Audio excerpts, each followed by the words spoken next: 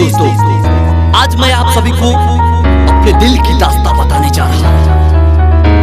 कहते हैं क्या कि ना हंसने देती है ना रोने देती है ये लड़कियां, सिर्फ हम लड़कों को गमछा से आंसू भिगोने देती है, सिर्फ आंसू भिगोने देती है। आइए मेरे दिल की आवाज आप सुनिए। रिकॉर्डिंग लकी स्टूडियो बैरिया।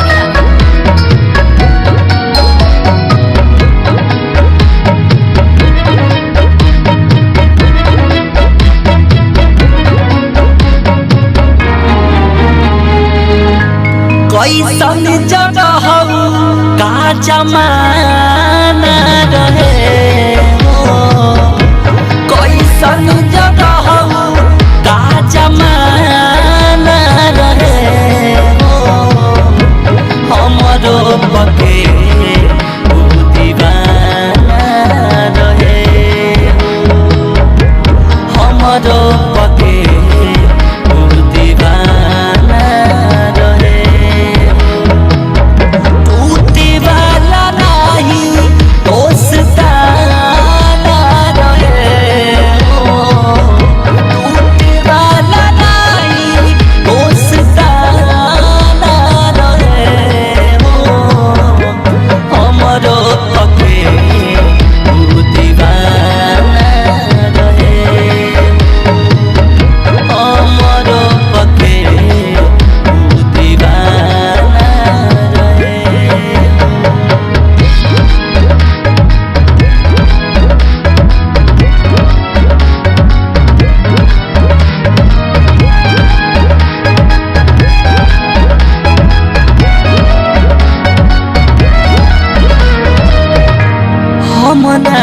जननी हमसे करी बेवफाई,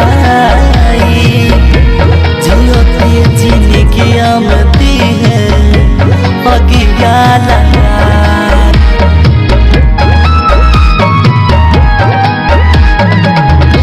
हम नहीं जननी हमसे करी बेवफाई, जियते जिंदगी आमती है अगिया लगाई।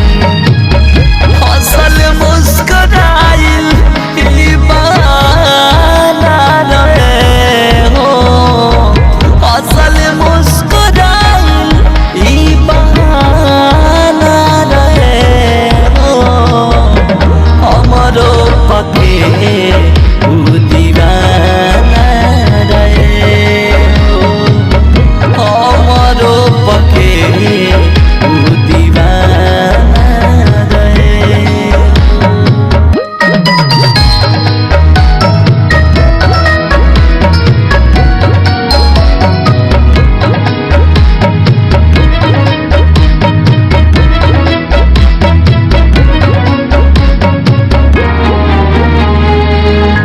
सोझा जे पर तारी बहुते बुझाता, मोरनी के बिना जैसे मोर छटपटाता।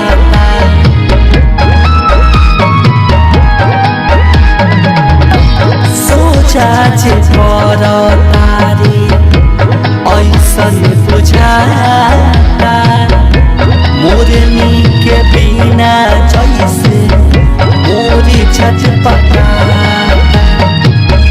हमारा बिना खा तो न खाना रहे हो, हमारा बिना खा तो न खाना रहे हो, हमरो पके दीवाना रहे हो, ऐसन हमरो दोस्ताना रहे।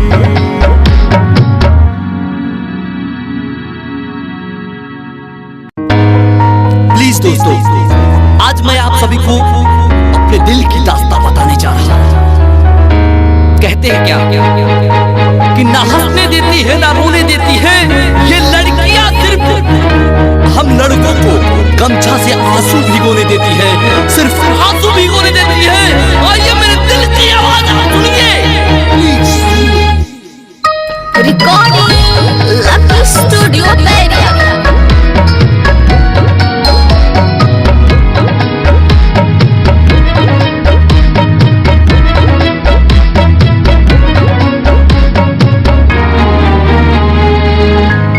कैसन जगह का जमाना रहे।